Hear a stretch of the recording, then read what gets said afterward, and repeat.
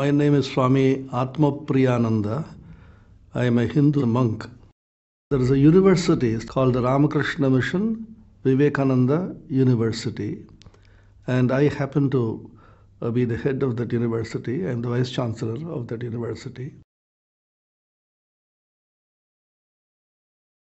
In the Hindu tradition, there are transcendental ways of looking at love and forgiveness, as well as the relatively less transcendental way of looking at them. I'll explain. The transcendental means I feel an injury because I think that you have criticized me, you have insulted me, either individually or collectively. So I carry the hurt within me. I think about it, ruminate about it, and even if I don't think about it, that thought never leaves me. And therefore I come back to you again and again. Imagine a person like you and then do all kinds of shadow boxing, which we do every day. Now the transcendental way of looking at it is, there are two aspects. One is if you're a theist, if you're a believer in God, you'll go back to God and say, oh God, why did it happen to me? You will not say the other man did it. You will say, by the will of God it has happened, and why should that happen to me? And you say that God has some reason why he did it to me in order to cleanse me or purify me. So you don't attribute it to that person concerned, because he himself is a puppet in the hands of God. He is being controlled by a divine will, and he did what he did, perhaps not because he intended to do it, because he didn't have any other option, because God was operating through him. That is one way of looking at it. You may not logically think it is very proper to do that, but it gives you a lot of satisfaction. And in our tradition we say, in the modern language I put it, God is the infinite shock absorber. Pass on all the shocks to the infinite. I get a shock, I get agitated, I get upset, I get deeply hurt. Go to God, offer it to them, offer it to God. Because all the things which are happening in life, if they are happening through the will of God, that which has happened to me belongs to God. Take all this hurt, all the injury, and then say, oh God, this has happened to me, it's yours, take it. I am at peace. That is for a believer in God. Suppose you don't have that kind of faith in God. You don't believe God made him do it for your good. Say, no, that fellow did it, I should do something about it. It's not God which did it, I have to take it upon myself. And if you you were a theist, not endowed with that kind of faith, or if you're a non-theist, everything happens because of causality, because of the Buddhism, for example. The Buddhistic faith does not invoke God for everything. It says there is a law of causality, cause and effect. The effect is because of a certain cause. If you look at it from that point of view, then you will say, there is a particular cause because of which this happened to me. As a scientist, as an investigator, as a non-believer, as a rationalist, I will ask for the causes which I do not know.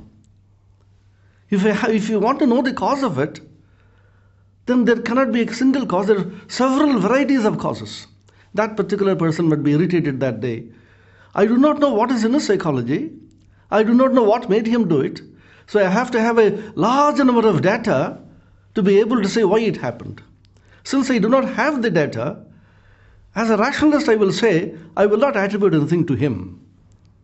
This is an incident which happened, and therefore, as a rationalist I would say, this incident, because all incidents pass, all thoughts pass, since they're impermanent, this incident is also equally impermanent. You carry this memory. Incident has passed away. The present is gone. I carry the memory and try to bring the past to the present and choose to suffer. So I have a choice whether I can suffer or not suffer. And therefore the forgiveness doesn't come into the picture at all, because nobody to forgive. Who do I forgive? I don't attribute it to him. So either transcendentally, if you have a theist, you'll have to, he is not at fault. And if you're a non-theist, once again, he is not at fault, because so many causes are involved in it, I do not know the causes. Now, If you are not from a transcendental point of view, look at it from a very relative point of view. Even then, the very simple way of looking at it is, he did it maybe as an impulsive movement. Why do you want to attribute motive to him? In the court of law also we say, we always give a benefit of doubt to the other man. He did it because he was very impulsive.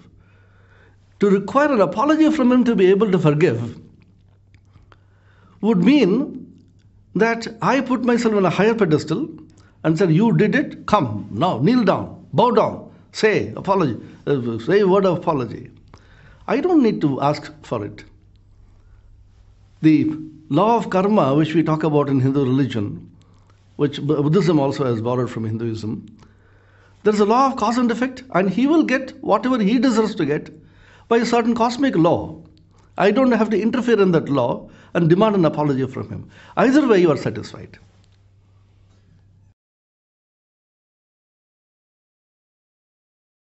If the concept of forgiveness itself is absent from your mind, there is nobody to forgive, then there is oneness and love. If by thought I forgive, and this thought I try to eliminate from me through artificial means of requesting apology and then compensation, justice and so on, this thought remains there, and then the remnants of your having removed it will also remain. The scar will remain. But love requires something much higher. You have not forgiven him because there is nobody to forgive. He did what he did because of certain laws of karma, if you are not believer, or because so many factors are involved in his life, or because he is a puppet in the hands of God.